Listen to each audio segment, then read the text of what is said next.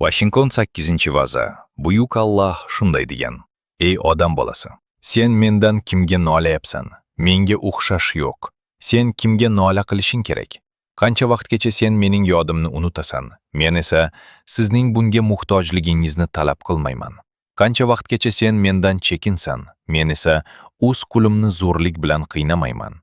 Qancha vaqtgacha sen mening rahmatimga noshukrlik qilasan?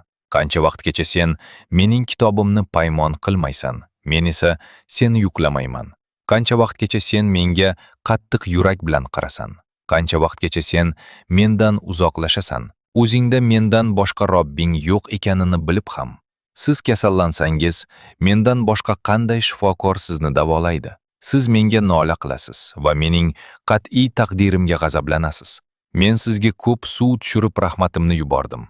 Siz esa yomg'irni yulduz berganini aytib mendan chekindingiz. Men sizga rahmatimni belgilangan, me'yorli va o'rtacha miqdorda yuboruvchiman. Kimdir 3 kunlik rizq olsa va menda yaxshi emas, menda yomon desa, bu demakki, u mening rahmatimga shukr qilmagan. Kim o'z molidan zakot bermasa, u mening kitobimga hurmat qilmaydi. Kim namoz vaqti kelganda uni o'qish uchun vaqt topmasa, shubhasiz, u mening yodimdan chetda qolgan.